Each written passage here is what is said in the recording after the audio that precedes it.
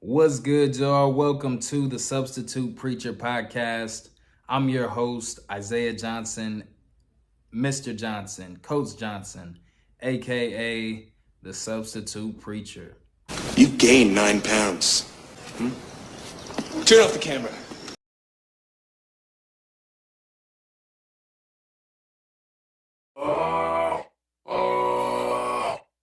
Here we go. Yeah.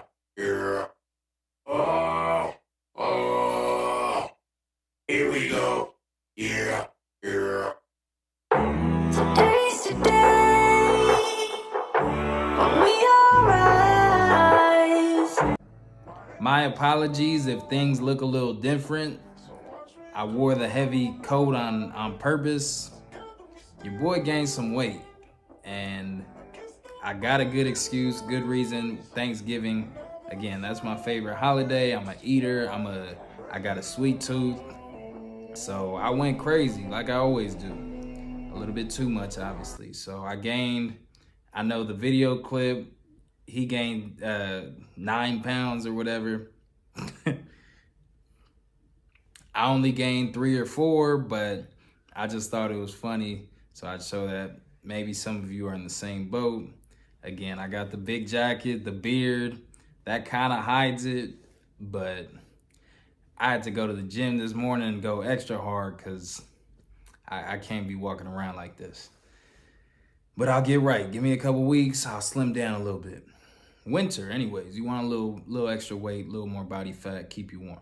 By the way, if you know what movie that quick scene was from, throw it in the comments, because I'm sure that movie slept on. So I'm sure a lot of you may not have heard of it or never seen it. Somebody put in the comments. I know one of you have watched it for sure, and go check that movie out. It's on Disney Plus. So the other thing that I'm not gonna embrace, I'm borderline, I won't say opposed to it, but I guess I tolerate it. You see the decor behind me. There's Christmas stuff all out here. That's my wife's doing. I'm not one of those, it's still November, after Thanksgiving, day after Thanksgiving, few days after Thanksgiving, oh, now it's Christmas. Like, we gotta chill. I even heard the Mariah Carey song. Like, hold slow, pump your brakes. At least wait till December 1st. My family, my parents, they wait till at least the 20th sometimes, 22nd, it's Christmas Eve and we just putting up the tree and putting the presents in. So we need a balance. So at least maybe December 5th, December 10th. Like, you parents out there, the sooner all this goes up, the sooner your kid starts asking, when is Christmas? Every day, is it Christmas? How many days till Christmas? Christmas, presents. And we can't have that. The kids, the later you do it, they have no sense of time. So the later you do it, the more chill they'll be, the more excited they'll be, because it'll be a little bit closer. So find a balance. Ideally, I'd like to maybe the 10th, the 8th, put everything up, and we good to go. But again, this is my wife, is what she wants. Shout out to her. She loves this stuff. So she came home, cleaned the house after church, put everything up, and she did a great job. So shout out to her as always, but don't judge me. This ain't me. Talk to her. It's all love though. So this is episode 3 of the Substitute Preacher Podcast. Episode 4, 5, and 6, I think. I'll have a guest, different guests with some really cool background stories, occupations, all that stuff. So if you're tired of hearing of me and my silliness, it'll kind of be a refresher, get some new faces in here. Next episode. This one I wanted to be kind of brief and just kind of straight to the point. As I mentioned the last episode, a lot of this podcast will be series based, meaning I'll have like a specific topic I'll dive into for a month or two and have different guests that can speak to that and just give different perspective, different knowledge for y'all to take and learn from. So without any further ado,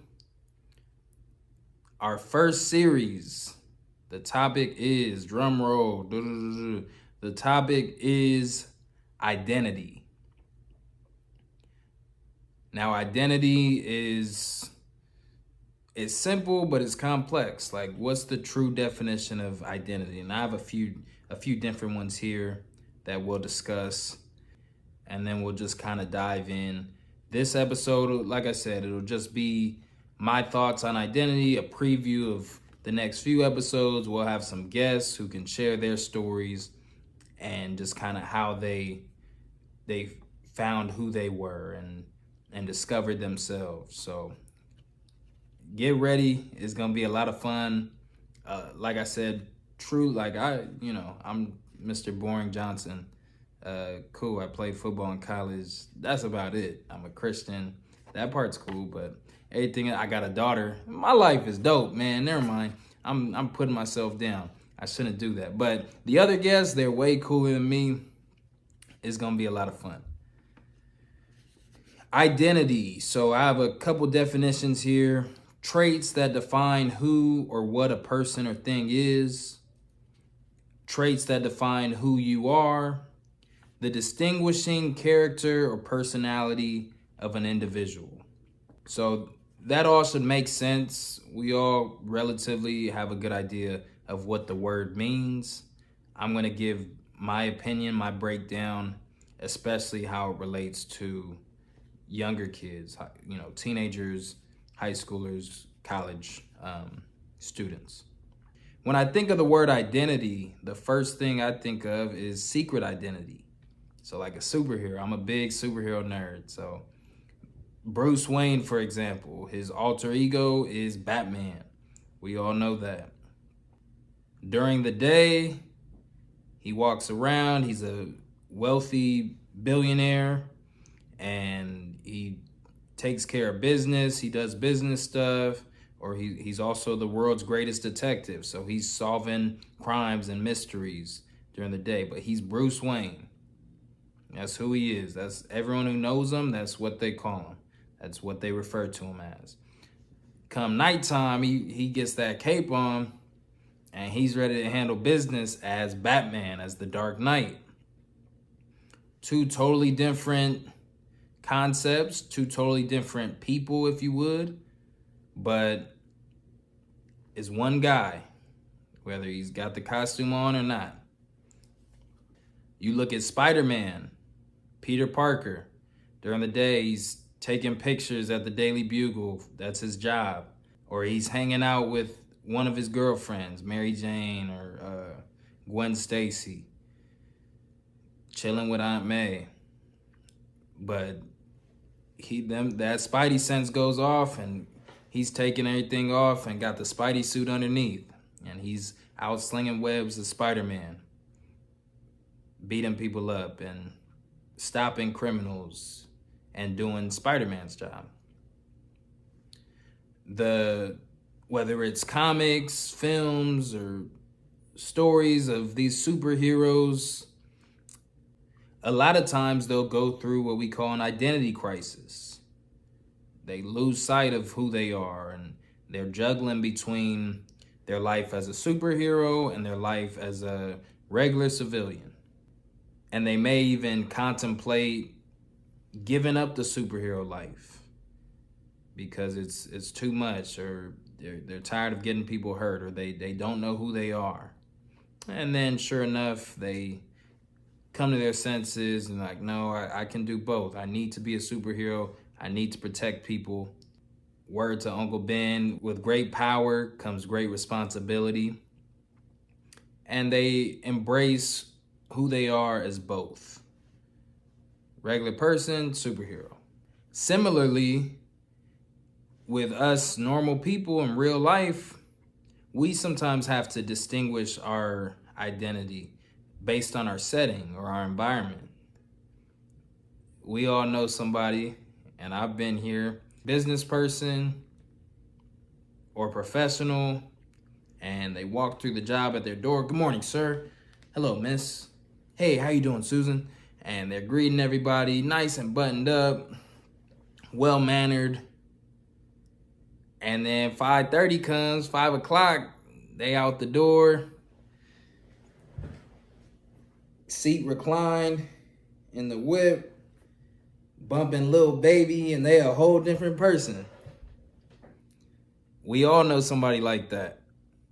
And around their friends, they're goofing off and cussing and using slang words. And it's the same person, but it's just two different. If you show up to work bumping Nipsey and my pants is sagging, and they gonna be like, who is this? Nah, they gonna be like, who is this? Right? What are you doing here? This is a professional setting. You can't act like this, or you got to go somewhere else. We're gonna fire you. Or if you come buttoned up, dressed up around your friends, talking all proper, they're gonna be like, yo, what is you on? What is this?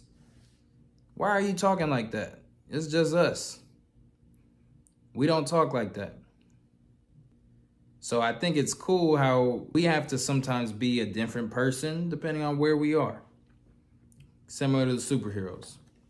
So with that being said, I'd like to ask you guys, how would you describe your identity? Who are you? I can give you my answer. Most adults identify with their profession. Oh, I'm a doctor. I'm a lawyer. Or they'll consider their hobbies, what they like to do. Don't come saying I'm a general manager of a fantasy football team, because it ain't that serious. Or I'm a OnlyFans model. I wouldn't count that. I wouldn't say that in public. But the things that we're passionate about, the things that take up most of our time, that's what we relate to. That's who we are, in a sense. And so that's why it's really important what we do with our time, how we invest ourselves, because that when we look in the mirror, that's who we are. It is what it is. It only makes sense. With teenagers, these high schoolers I'm dealing with, middle schoolers, they're still trying to find it out. Young people are still discovering themselves. In high school, you get a little closer. You learn what you like, what you dislike. You learn what people you like to be around. You may even know what you want your future to be. And then by college, society kind of expects you to know what your future is going to be. Unfairly, if I might add, but that's the way it is. And then by the time you finish college, it's like, you better know who you are and go find a job, and that's life. So the sooner we can discover who we are and find our purpose, the better, obviously. If we can get closer by the time we're in high school and then college, or after you graduate, whatever you do, you have a good sense of it, you could walk on a path that leads you to success, and you can fulfill the potential that God has blessed you with. I find it funny when one of my students comes over to me all excited. Hey, Mr. Johnson, I got a girlfriend, or I got a boyfriend. You see me with him? And I'm like, oh yeah, what you think? Why are you dating them? Well, I think I love them. I'm in love. For real?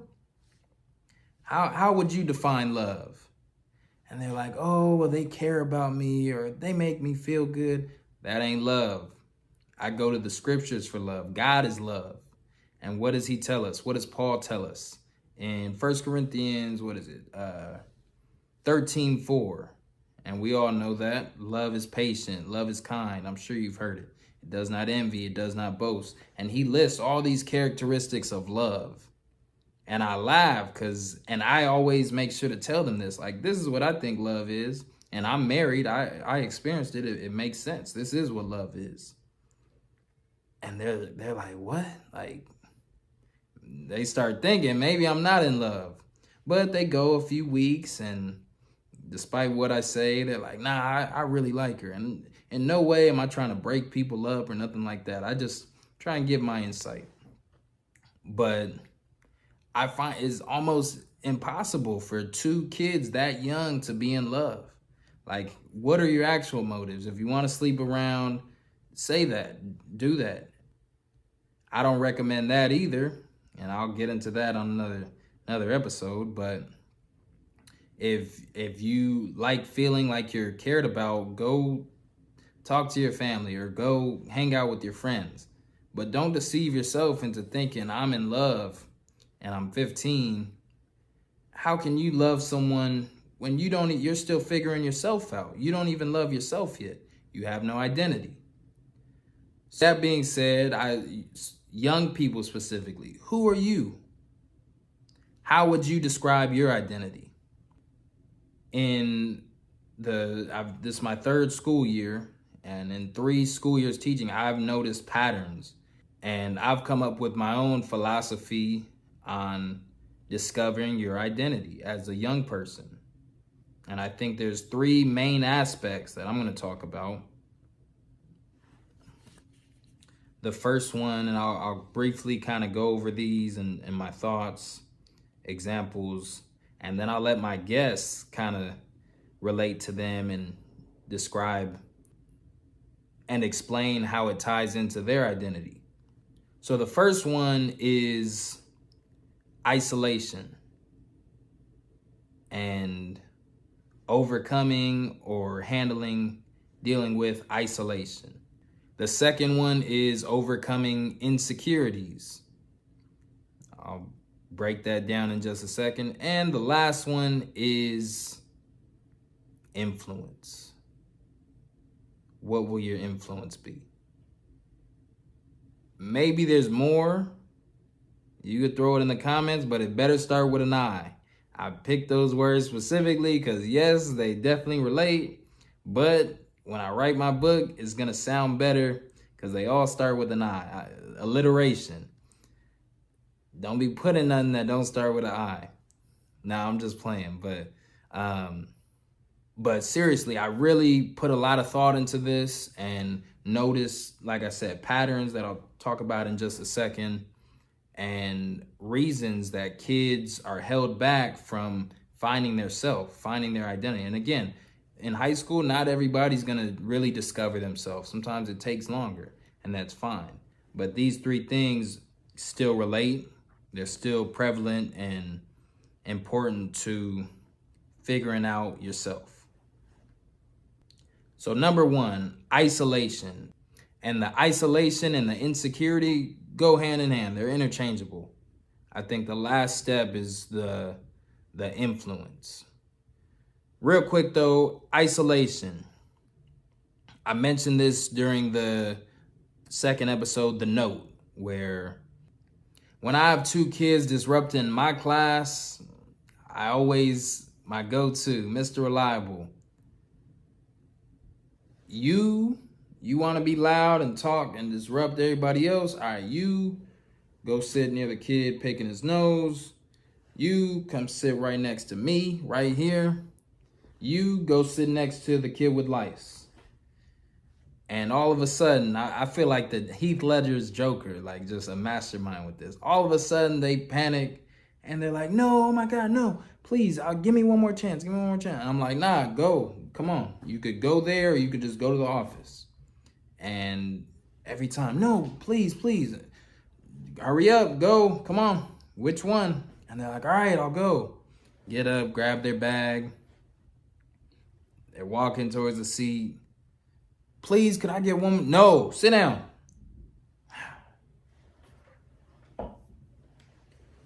They sit down. They take their new seat. They're looking around. Man, I don't know this kid. Or sometimes I'll have them on an island by themselves, and that's when they totally just lose it. Like, it's like, what do I do? I'm all by myself. I'm all alone. No one can laugh at my jokes. I can't tell jokes to nobody. I need an audience. I need friends near me to laugh at my jokes, or to talk with me, or to gossip, whatever it may be. And so they may go on their phone. Sometimes I'll let it slide. Sometimes I'll, hey, put your phone away. Come on, do work or do nothing, whatever. But you can't have your phone. And then it's head down, just flustered. And I love it. That's isolation. It ties in hand with insecurities because you don't feel secure. You're by yourself. It's like, I don't know who I am. I can't thrive in this environment when it's just me. I'm lost. I know where I'm at, but ironically, I'm lost because I haven't discovered this and this. In reality, and our next guest will speak to this, isolation is where we thrive. When I'm by myself, that's where I discover things. That's where I have my imagination. That's where I can research and grind, and I'm in the dark. I'm got it out the mud. I'm by myself. And I discover how to be my best. And like everything, of course, being around others is healthy. Absolutely. That's where you're able to have relationships in sports, competition you get with others. That's where you can build trust, teamwork. All that stuff's important. But there's just something about being by myself. As Christians, we're never by ourselves. We got the Holy Spirit. God is with us. So now if I'm not at peace, I can pray and speak to God, and he's there with me. I feel comfort. I feel peace. There's something about being isolated. And so when kids can really figure out and learn how to thrive when they're by themselves, I don't have to rely on others to fuel me, to give me energy. I could get it on my own. When we can embrace that, we can take one step closer to finding our identity and our purpose. The definition of isolation, I wrote 2, to be or remain apart from others, to identify something and examine or deal with it separately. Overcoming and embracing isolation and being by yourself leads to identity. The next one, overcoming insecurities. This one's tricky. We all have things we're insecure about, and some are warranted. We don't pick the way we're gonna look.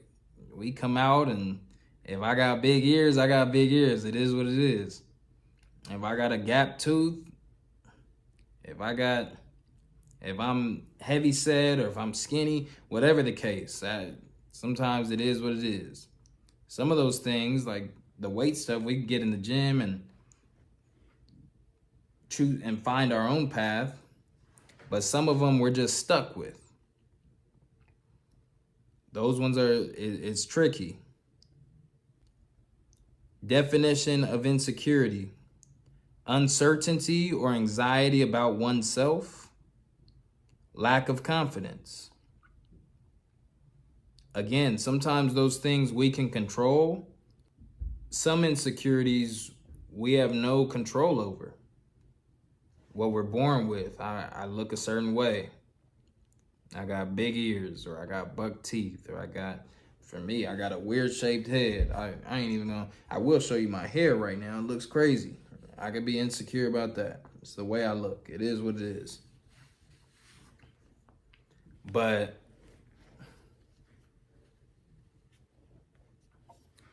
you may have been born into a family that's poor or that's living in poverty. That has nothing to do with you. Mom and dad was tripping when they decided to get pregnant, or maybe it was an accident. But you are here for a reason. Unfortunately, you're just in a bad circumstance. Don't got money. So what you wear to school as you get older, you ain't dressing like everybody else. You may be wearing the same thing a couple days in a row, which is sad, but it ain't your fault. So sometimes we can decide like, okay, I'm gonna be insecure about this. I have this deficiency, or I'm gonna overcome it. I'm not a smart student. Okay, are you gonna sit around and feel bad for yourself? Are you gonna feel insecure about it? Or are you just gonna study harder? Like we can overcome our insecurities. I believe that God is our security, and he made us.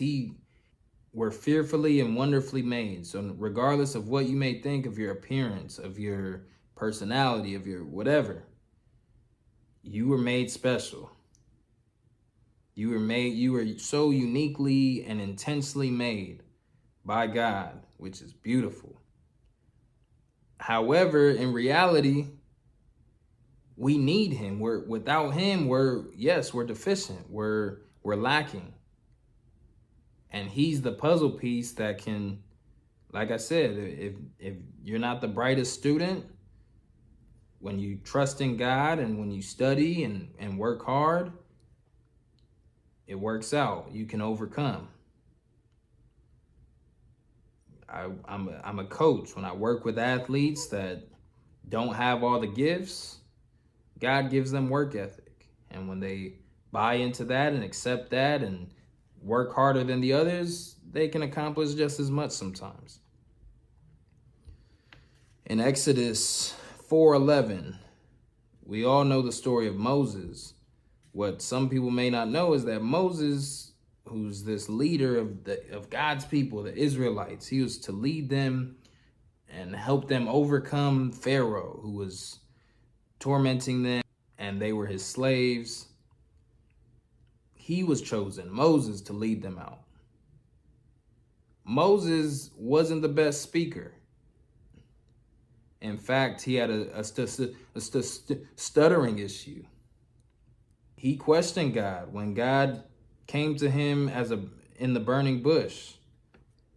Exodus 4:11, it says, "The Lord said to him, 'Who gave human beings their mouths?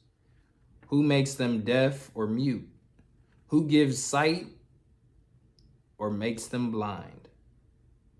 Is it not I, the Lord? Now go, I will help you speak, and I will teach you what to say.'" Moses didn't feel qualified, but through God he had an insecurity. God gave him security. God helped him get over his speaking issue and speak with authority to Pharaoh. Like insecurity, or if you're not as good as in something, if you're inferior, that's not the end all be all. I think there's the guy, I don't want to get his name wrong. I think it's Hansel Emmanuel. The dude with the one arm and he got like a little nub.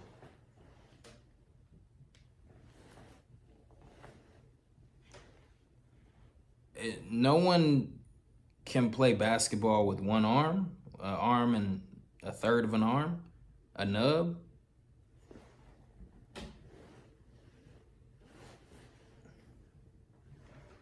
Nah, that don't even make sense. But what he did have, what God did bless him with, was work ethic, was creativity. And he used the resources around him to overcome the insecurity. You don't think he was insecure the first time he stepped on the court with one arm, talking about I'm trying out for the team? Everybody else got two arms. I'm sure he felt some type of way. And it took time. But he worked his way all the way up, and he's playing college basketball. He's nice with it too. Go check him out. Crossing people, one arm. Some people ain't even good with two arms. And he got one arm, dogging people. He overcame his insecurity. And despite what other people said, he said, nah, I know who I am. I know what I could do. I'm going to outwork everybody. And what one person could do with two arms, I'm going to do it with one. Like, that's dope. Our insecurities hold us back. And it keeps us from discovering and finding our true self. But once we can overcome that, whoo, the sky's the limit. There's one of my favorite scriptures. God uses the foolish things of this world to put to shame the wise things. And what that means is just normal logic or what one may think about something, God can flip it. And instead of using the brightest, smartest, most athletic person to be a star, he'll pick the person with a whole bunch of issues. And it's like, what? That don't even make sense. Of course it don't make sense. It's not the person doing it, it's God. So that's insecurities. We all struggle with them. And again, we'll dive into it in the next couple episodes, ways to overcome it, ways to combat it, and we're gonna get right. Lastly, influence. I think we all know what influence is. I talked a little bit about it in episode 2, how one girl influenced another girl and drifted them away from their potential. Once we manage and overcome our insecurities, and when we're by ourselves, when we're isolated, we have the potential to influence or to be influenced. Neither is wrong. There are negative influences, but there's also good ones. There's also positive influences. And if we can seek after that, and if we're comfortable, influence others, the more I know myself, the more I'm true to myself, the more I can show others the way and be an example. I think about when I was in school, everybody's experienced this. When the teacher asks a question and no one really knows, and I'm like, oh, I think I know it. And I raise my hand and say the answer, and it's like, nope. I'm like, oh, shoot. Like, it's so embarrassing. Really, it's not, but at least you tried. No one else tried. But it's embarrassing because it's like I got the answer wrong. And then the next couple of times the teacher's asking a question, even if I kind of think I know it, I ain't raising my hand. I ain't going to be wrong. The closer we are to being right, the more confident we are, the more we can show others the way. We can answer the questions. We can be an example. And as we kind of go through those phases, especially the first 2, and we're establishing our identity, now I can be an influence. I can trust my abilities and go out in the real world and figure it out. And I'll be influenced by great people, and I'll influence other people. You talk about like social media influencers. It takes a lot to, and I guess I'm in this class now, I'm an influencer. It takes a lot to get behind the camera. You're isolated. You're dealing with insecurities in your head. What are they gonna think of me? How is it gonna look? What if it's bad? What if people don't like it? You have to overcome those things, and then you can influence, and bam, I know my identity. Other people can see it just off my character, my swag, the way I project myself. my influence, my words, and that's what it is. So again, we're gonna really dive a little bit deeper these next couple ones.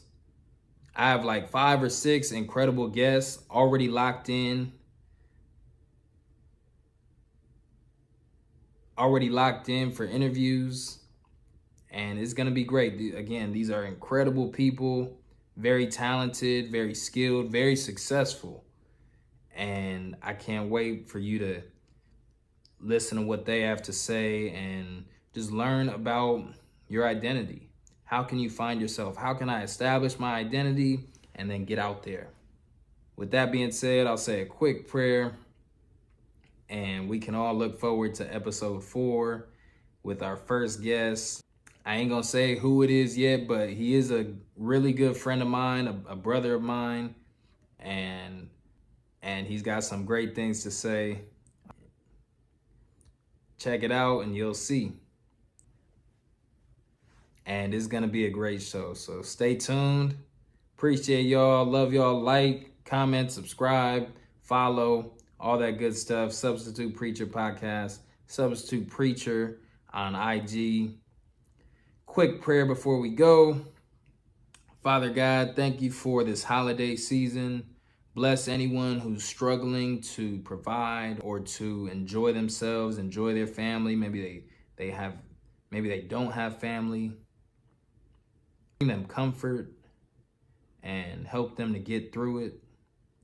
I pray, God, that for those who do have and who are more fortunate, that they would find gratitude and just really reflect and appreciate all the blessings that they have, that you give them. Thank you for this series, God. I pray that this young generation can seek to discover and find their identity and their true self, and that starts with knowing you, God. Help them to find you and find themselves on the way to a bright future and an incredible purpose that you have for them. Love you, God. Thank you. In Jesus' name, amen. Adios.